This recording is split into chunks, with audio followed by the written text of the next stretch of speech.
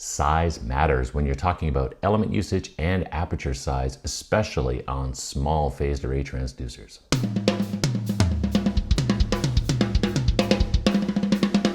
On thin welds or small bore piping, we usually have to use small transducers to begin with. Now these start with small apertures, so if we use anything less than the full element count, that may result in some pretty messy signals. Why would you want to use fewer elements? Well, if you use the upper half of the elements only, you can actually push the beam index point closer to the front of the wedge, and that's going to grab a little bit more distance in front of the probe on that first leg, and it's going to be better for imaging the weld root.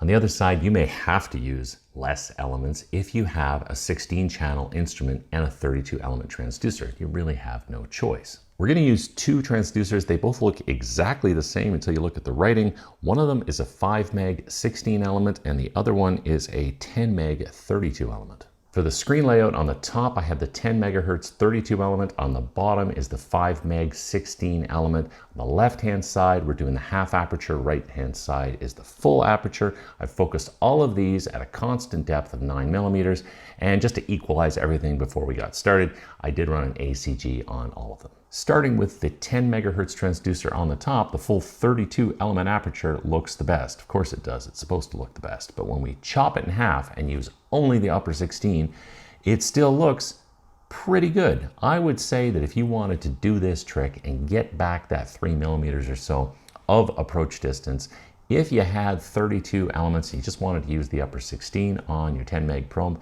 I would say go for it. Going to the 5 megahertz, it's kind of yuck city when we get down to the 8 elements.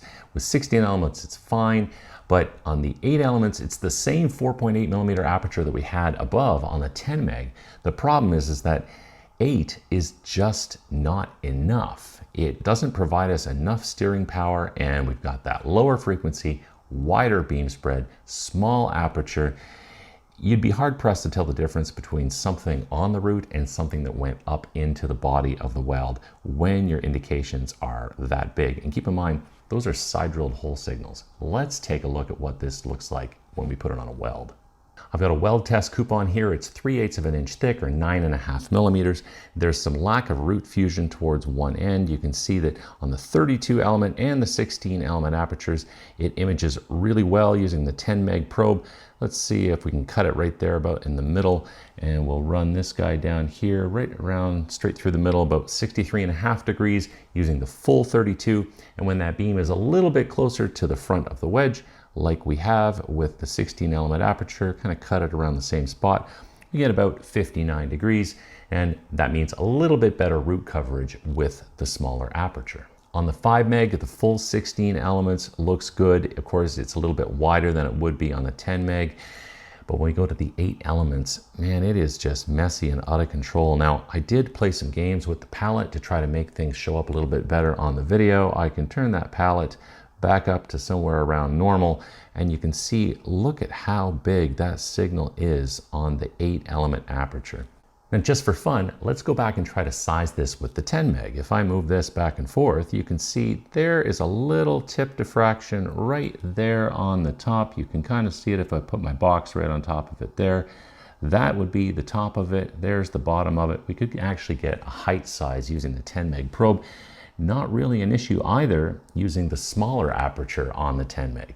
Now if we switch to the 5 meg, number one, the 5 meg is not going to resolve those tip diffractions quite as nicely, and in fact in this case we can just barely see something popping in right about there. I would size that using that little tip diffraction right there, but on the 8 element aperture there is just nothing I can do with that. The takeaway is, if you're going to do that trick where you use the upper half of the aperture to try to get the beam index point closer to the front, get you better coverage of the root, you're better off doing it with more elements, meaning go with the 10L32. If you do it with the 5L16, you can see it, but it's going to be really hard to characterize and size. I hope you enjoyed the video. If you did, please hit the like and subscribe buttons, and thanks for watching.